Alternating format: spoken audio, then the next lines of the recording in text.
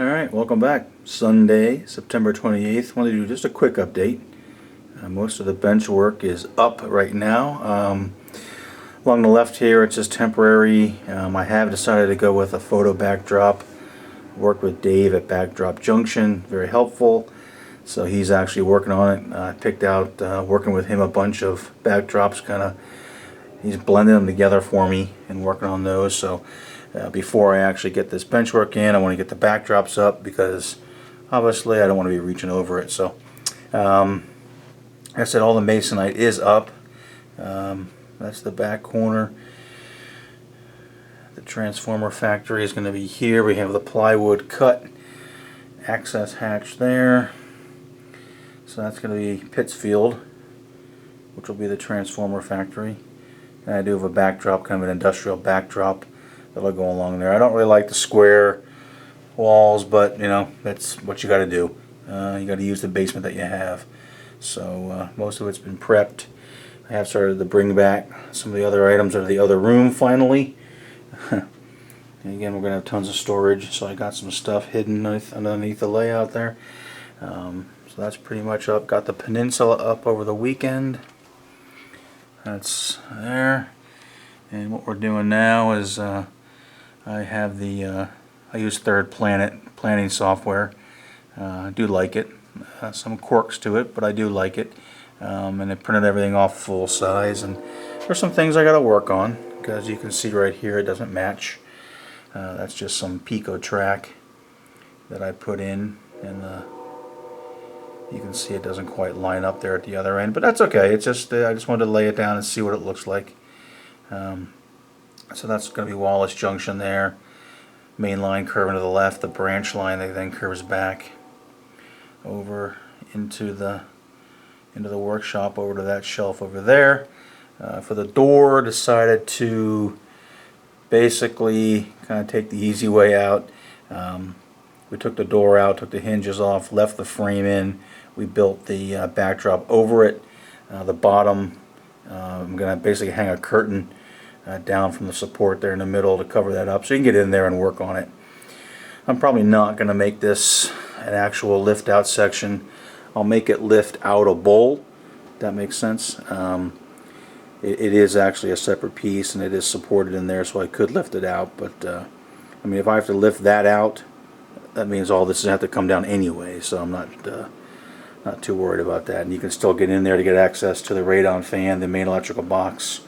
That's where my Intermatic timer is for the pool and whatnot, so I have to put the trips on in the spring, take them off in the fall and whatnot. So again, that's the track laid out there full size. This is going to be the bridge, waiting for the new Central Valley double track bridge.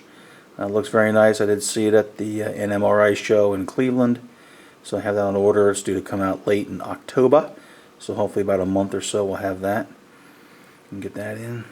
So there's the whole room. Again, all the bench work is pretty much up, and now it's just a matter of getting the sub-roadbed put up. We were just kind of wanted to see what it would look like here with the train. It's going to be tight. In all honesty, it's still not perfect. 30-inch radius with the auto racks is not ideal, but you do what you got to do. I think it's going to be okay. Won't look super fantastic. Be a little bit tight if you actually have to run 2 auto racks, but with some generous easements here, and we'll just have to take our time and just do it, because you have to make compromises as you go through this, as everyone knows, whoever does this kind of thing. So that we just wanted to kind of get a rough idea what a train would look like sitting there on the track. So that's what we got going on there, just to see what it'll look like and see how it's going to fit in the curves and whatnot. Again, it's not going to be perfect, but you do what you got to do. So that's where we are. I just want to do a quick update. Tomorrow I'm planning to actually print out this is going to be Lake City here, print it out full size, print out Wallace Junction down there full size, get some measurements to see where according to my plan, where I say the track should be from the edge of the bench work and whatnot, and get going from there. So Still a little bit of a mess, but just a quick update. Things are progressing. I think I showed everyone the workshop before, but that's getting, need to organize it. I mean, it's kind of a mess right now, but that's going to be pretty nice when I get it all organized and whatnot. I just keep bringing things over and showing them on the workbench until I can actually get some time to organize it. And right now the focus has kind of been on getting the main bench work up so we can start working on the sub-roadbed. And then once the backdrop comes in, which is the next big thing we got to wait for, then we'll probably start doing the yard, get that bench work all finished up back along the back, and then get the sub-roadbed in and start laying track. So that's where we are. Quick update, and thanks for watching, and we'll see you next time. Alright, back for a quick update. Not going to be able to give an update for probably 2 weeks or so because I got some military duty and travel for GE coming up, so just want to kind of show where things are. We've kind of printed off the track plan one-to-one, laid it out. Just want to, I don't think I ever showed the track plan, so we'll kind of go through that quick. Along this back wall here is going to be basically visible staging. I had a bad experience with hidden track on the last layout, so there's no hidden track, no tunnels on this layout whatsoever. So along that back area there, that's going to be the big visible staging area. That's just what we decided to go with. Down around here, we'll probably be able to do some type of oil facility. Unfortunately, I have this little jut out here. Again, we have to work around. Again, that's just the way the house is. That's the main drain for the house, the main water drain. So that's the way it is. Have to work around that. That's okay. We'll adjust fire and make do there. Have an intermodal yard, not very big over here. 2-track yard, store some trains, probably get a Wheels of Time loader and a MyJack from Walther or something like that, and some containers in there. Then it continues out across what's going to be the double track Central Valley Bridge, coming out hopefully pretty soon. Goes around here. This is the area in front of the door. That's been modified. I'll show you that. And nope, there's my other son. Decided to put the backdrop in front of it, leave everything in. The door is actually in that closet. Because if you have to really get in there, you can still crawl underneath to get in there and do stuff. But if you got to, it's going to be a tear out anyway, so it will be removable. I probably won't actually cut the track until I ever, heaven forbid, have to actually get in there. That's just the way I'm going to go with it. Then it comes around into what's going to be Wallace Junction, which is modeled very loosely on the actual Wallace Junction in near Lake City, PA. On the NS, of course, it's double track, so it's not really the same. There's a branch line there, the interchange with the Bessemer Lake Erie /CN nowadays, and then that branch line goes back and actually goes into the workshop. So coming into to Wallace Junction there, like I said, that branch line is going to go back and then onto that shelf, probably a 3-track shelf. That's where we'll actually put rolling stock, locomotives, etc. when they're ready to go, and then run them out to Wallace to be picked up or run to where they got to go. Goes around a big peninsula here. I'm not sure what we're going to do in here yet. Maybe a farm, a nice pond, or some nice bucolic scene, which then comes into Lake City, modeled again very loosely on Lake City, Pennsylvania. This shows that. Again, that's roughly where my representation of the signal bridge at milepost 103 on the CSX line is going to be. It'll actually come into town here. Going to have a industry. The siding does actually exist. Not exactly like this, but I wanted to have this. Will probably be for a grain loading for a single grain hopper, and then up here there's another industry that I'd like to add in. There's really a neat one there already, but not sure I'm going to scratch build that or do what. So the reason I laid it out one-to-one is I needed to make sure the way it is, obviously, that I could get at least one car and a locomotive with a coronet siding to clear the switch points, so you can see I'll be alright. So that's just a sample. That's a 4-axle CSX locomotive. Got a lot of NS 4-axles that'll probably be used for the locals, probably one on each end, because the turnouts aren't always conducive to switching everything at the same time. So then it'll come around here, around this curve, and then come into what's going to be a representation of CP97. This here's the actual, will be the Fairview drill track. It'll probably be a real ratty track that's used now for set-offs and for changing wheels.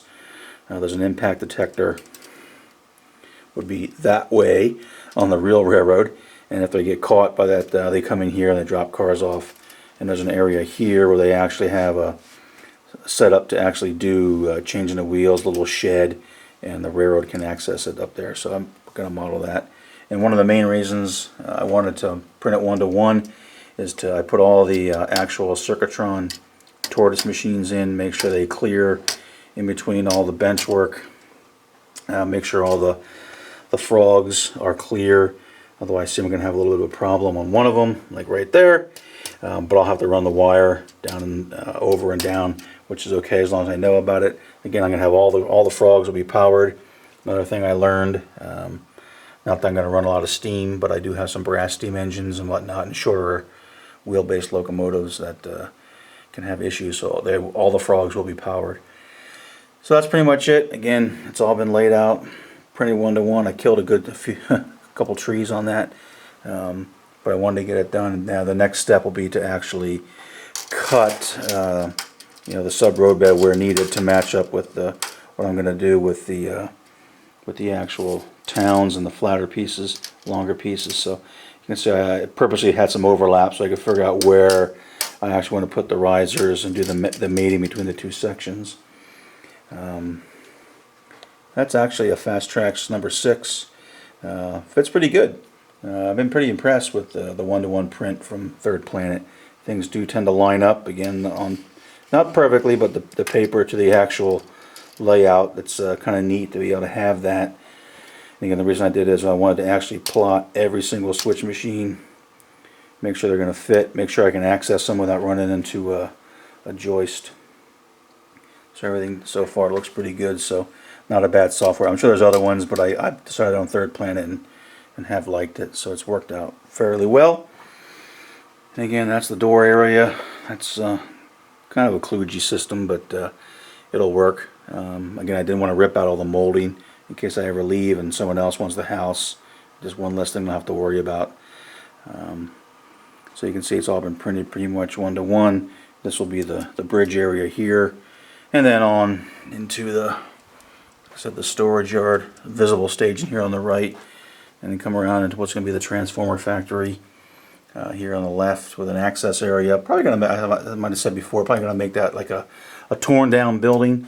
It'll be a parking lot in the Pittsfield factory.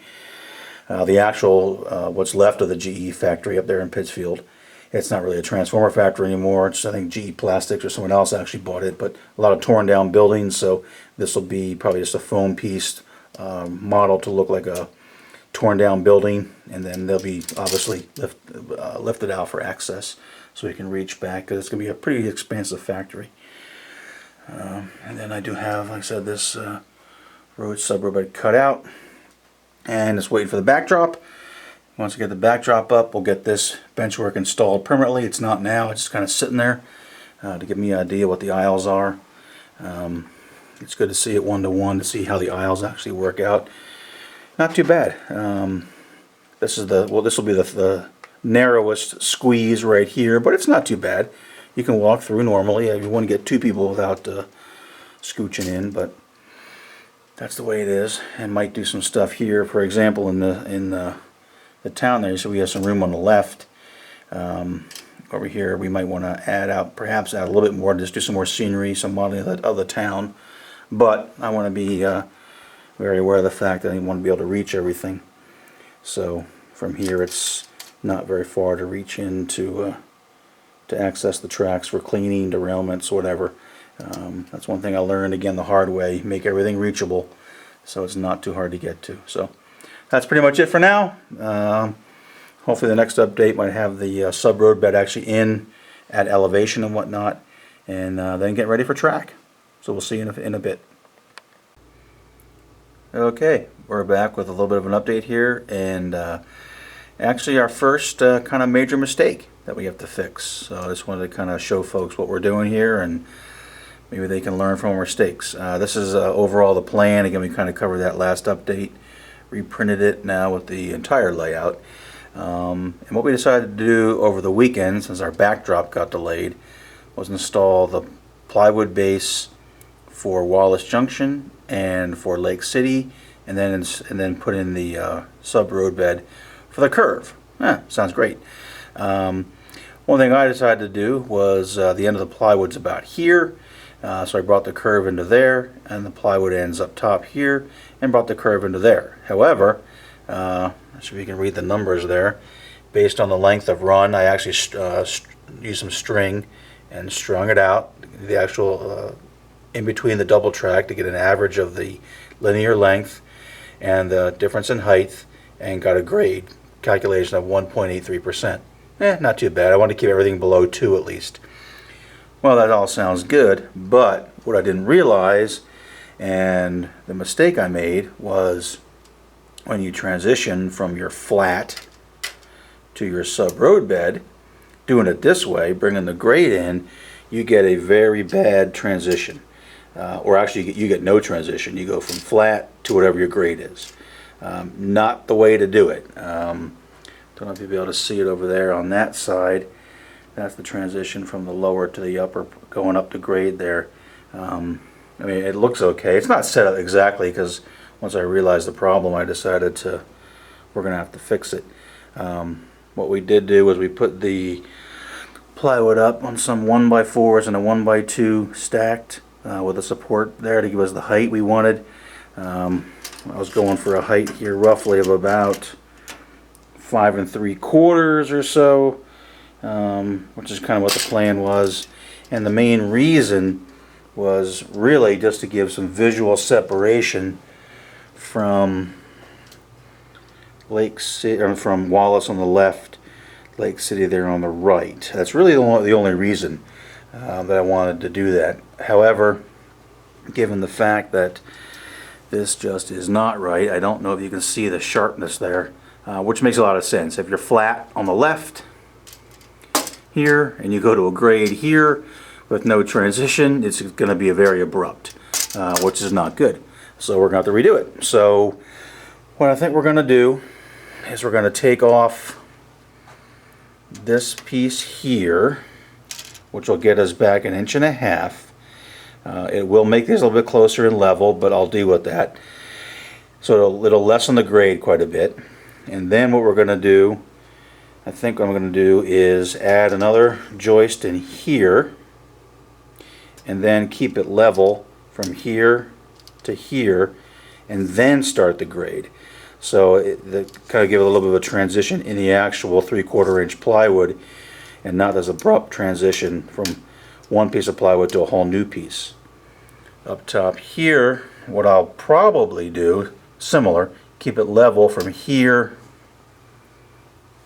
to here, so that'll be level, and then start the curve, so the plywood will provide a little bit of transition. So the grade will actually go, which right now goes from here all the way around to here, with about 191 inch run, 3.5 inch difference, which is about a 1.83% grade. We're going to drop it down 1.5 inches, so it'll be a 2 inch difference. Now obviously the run will be less here to about here we'll start, and then even assuming that we're going to have a bit of a transition from maybe from here to that riser, then a transition from there to that riser to give us a little bit of a curve transition, so the actual curve will be here around, oh pardon me, to here. Just going here to here with that difference makes it about a 1% grade, so it's probably going to be 1.5 or so once I do that with a little bit of a transition area. The other option is, since I don't have a lot going on here, I could jigsaw cut here back to this riser on both sides, kind of cookie cutter wise, and just kind of let it start to come down here. So a transition basically here to here and start the grade. So that could give me a little bit more. I got to think about that. But it definitely is an issue. So I highly recommend, if you're planning your layout, do not do this. Do not bring a flat area to a grade, which to me was kind of made sense. You know, this is all going to be nice and level here, and then I want to go upgrade. Yeah, well, that's great, except you get this really sharp area here, which I'm sure would have been an operational problem. So we're going to fix it now as opposed to waiting till later. And I don't know if this will show up, but I was doing a little bit of a test with some actual rail cars. Now these are just smaller cars. Right there is where the grade starts. And if I bring that over, you probably can't really tell, but in all honesty, not much happens to the couplers on these shorter cars. They probably would have been okay. However, take those little guys out. Since we're wanting to run longer cars, obviously these being 89-foot auto racks. Now when this CN car here starts to hit the grade, again, I don't know how well this will show. I can really see it. It comes over, so now it's going down the grade. I don't know if you can see how that coupler jumps up like that. There they are, kind of level, not too bad. You can see that there. Anyway, I haven't played with the couplers or changed them and verified heights or anything, but it's kind of obvious to me right there. You can see as this car is starting down the grade and the other car is on the flat, and then it comes across, boom, you can see how that car gets on the level. Now the Southern Pacific car is still coming over the hump, so to speak, and then once they get on the grade they seem to level. So I think it'd be okay once they get on the grade. And again, this isn't perfect. The track is not installed perfectly or anything like that. I just wanted to kind of see if that was going to be an issue, and obviously it is, so I'm certainly going to have to fix that before we move along. So I've got some rework to do. I'm going to lower that back down. Probably work on that starting tonight, tomorrow. And one other quick item here. I don't know how well this will show up, but I bought this nifty little gauge here from Micromark to do the it's a digital level, and one thing you got to realize, it comes off in degrees. So there it is, set at percents. This might not be the best light to shoot this kind of video. And then I got an app that I saw when I was online. It's called Clinometer. I don't know how well that'll show. Down there in the corner, CLINO, Clinometer.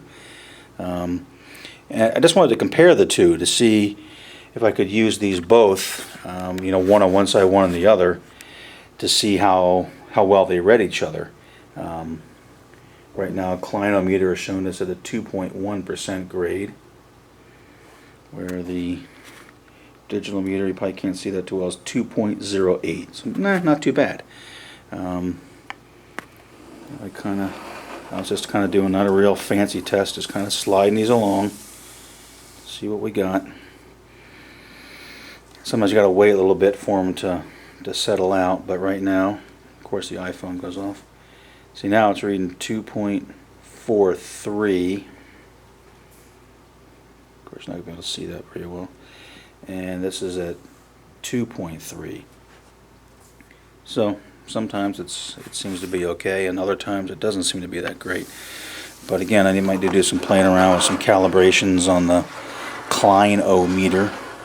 And the one thing that's kind of nice about the Clinometer, it actually gives you level in multiple directions. So right now you see, left to right, it's dead nuts on, but I'm off this way 1.1%. So obviously when you're laying your roadbed out, you want it to be level in both directions. So you can see I need to, I'm not saying my roadbed is all set yet. However, in this case it does match, because the meter there, 0. So it's saying it's pretty much dead level that way, and so is the Clinometer. So that's encouraging. It's showing they match pretty well. So I think it might be useful. At least now I have two. Of course, I had to pay for $1.99 for the Clinometer app, and then whatever the heck that tool was. So here it reads 2.3, 2.2, kind of bopping around, so probably just below 2.3, and that's reading 2.26. So not too bad. Of course, the darn iPhone keeps going off. So just want to let you know, again, clinometer, and that's the micromark digital level. Both pretty handy. Of course, there's other ways you can do it. Some people use a level and whatever, but to me this is a lot easier. The one thing I noticed initially, the micromark digital level started off at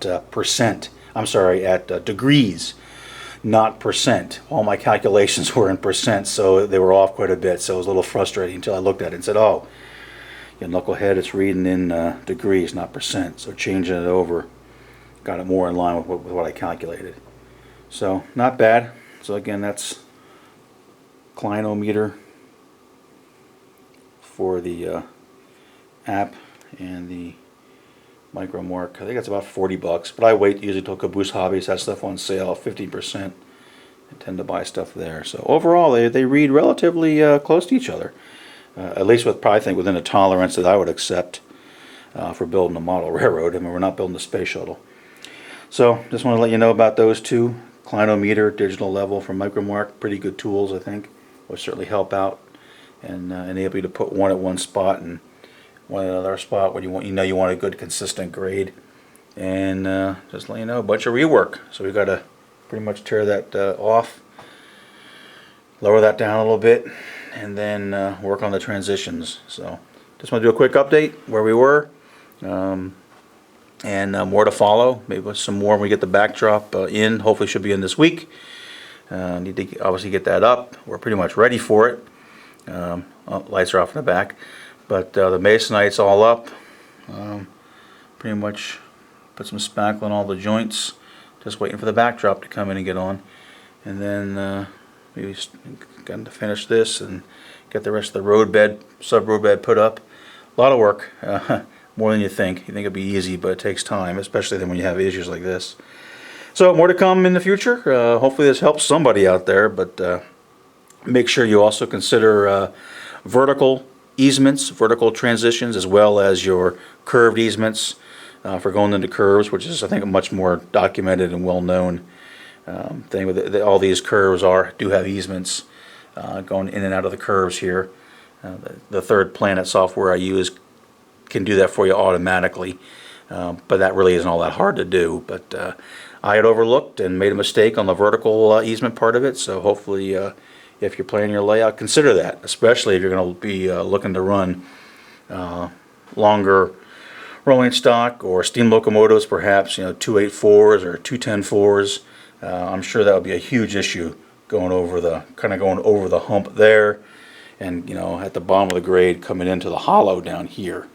I think that would be a huge issue with a long, fixed, rigid wheelbase steam locomotive, and longer rolling stock passenger cars, perhaps longer passenger cars and longer freight cars.